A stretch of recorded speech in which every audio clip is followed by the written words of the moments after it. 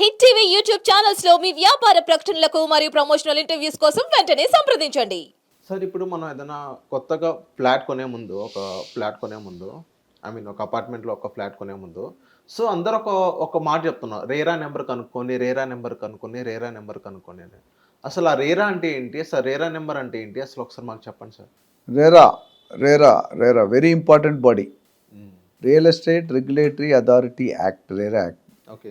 ఈ మధ్యలో కొత్తగా దాని మీద తీసుకున్న ప్లానింగ్ యాక్షన్ ఎవరైనా ఇబ్బంది పడి సాటిస్ఫై కాకపోతే రేరా అంటే రియల్ ఎస్టేట్ అఫిలియేట్ అథారిటీ అని కొత్తగా పెట్టారు ఈ మధ్యకాలంలో. సో ఈ రెండు ఏంటంటే interest of the buyer, interest of the seller, interest of the builder, interest of the agent, 3 కోణాలుగా చేశారు. 2016లో దీని కాన్సెప్ట్ కనుక్కొని ఇంట్రడ్యూస్ చేయబడింది. Any project which is started 2001 జనవరి తర్వాత స్టార్ట్ అయితే దానికి రేరా కంపల్సరీ ఉండాలి. ఇది చాలామందికి బయ్యర్స్కి రేరా అంటే మంచిగా ఉంటుంది అనుకుంటున్నారు. రేరాలో 13-14 పాయింట్స్ ఉన్నాయి. అందులో 4-5 పాయింట్లు డిస్కస్ చేద్దాం, టైం తక్కువ ఉంది కాబట్టి. ఫస్ట్, రేరా 8 యూనిట్లు, ఎక్కడైనా 8 ఫ్లాట్లు కానీ కంటే ఎక్కువ కడితే రేరా ఉండాలి.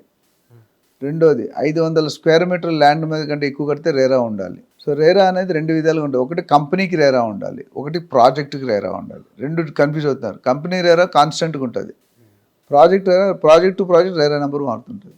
ఇది ఉన్నదా లేదా ఎలా చెక్ చేసుకుంటే వెబ్సైట్ ఉంది, వాళ్ళు వెబ్సైట్లో వెళ్ళి చెక్ చేసుకోండి. ఈ పర్టికులర్ ప్రాజెక్ట్ నెంబర్ ఇస్తే అది ఉందా లేదా, అప్రూవల్ ఉందా లేదా, ఫేక్ అని తెలిసిపోతుంది. అదే డిటీసీపీ జిహెచ్ఎంసీ కూడా అట్లా కనుక్కోవచ్చు మనం.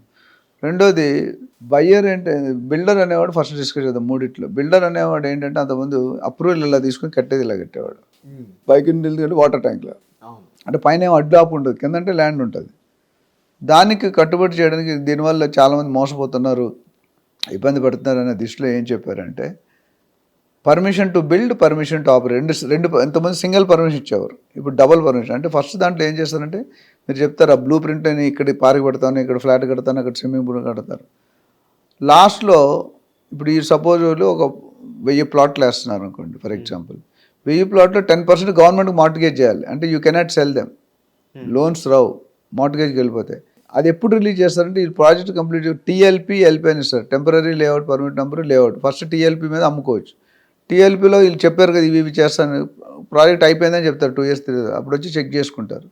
చెక్ చేసుకుంటే చెప్పిన చేయలేదు అనుకోండి, మార్టిగేజ్ రిలీజ్ చేయరు.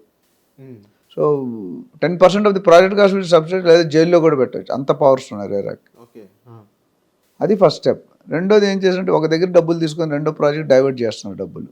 అది ఒప్పుకోలేదు. ఎందుకంటే బిల్డర్ తాలూకా పర్సనల్ ఆస్తులు పెంచుకోవడం మొదలుపెట్టారు. ప్రాజెక్టు ఏ ప్రాజెక్టులో తీసుకెళ్ళి బీలో సగం పెట్టి పర్సనల్ సగం, బీ ప్రాజెక్టు తీసేసి సిలో సగం, సిలో సగం, అట్లా ఏ project jack of all master of none, నా గర్క నా ఘాటుక.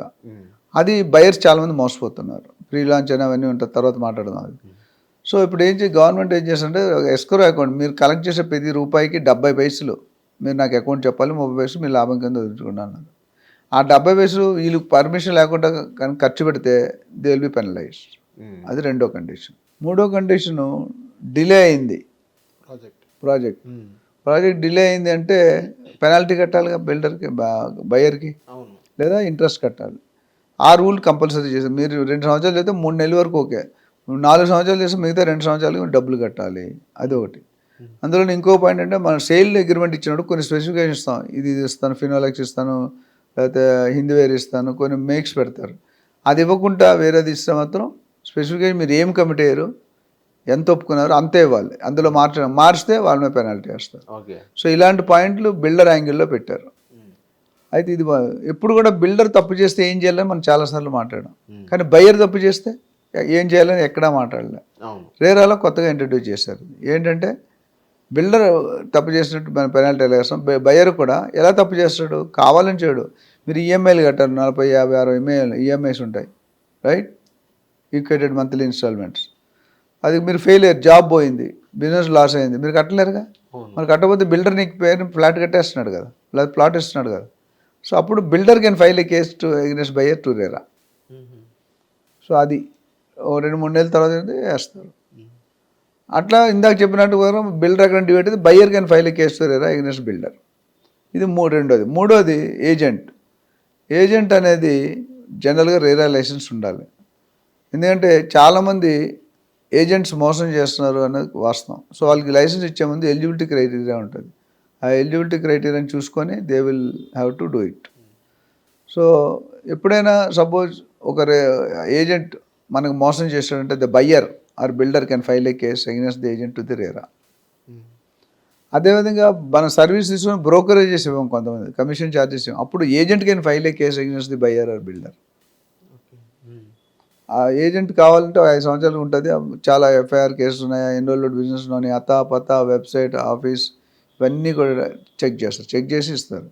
సో ఇవన్నీ కూడా వచ్చిన చేంజెస్ వల్ల డెఫినెట్గా ప్రొఫెషనలిజం అనేది ముందుకు వస్తుంది, లైమ్ లైట్లోకి వస్తుంది. అన్ఆర్గనైజ్ సెక్టర్ నుండి ఆర్గనైజ్ సెక్టర్ రావాలనేది ఇంపార్టెన్స్ ఇస్తున్నారు. సో దీని మీద ఇంకా మరిన్ని వివరాలు కావాలనుకుంటే they can call us, they can contact me.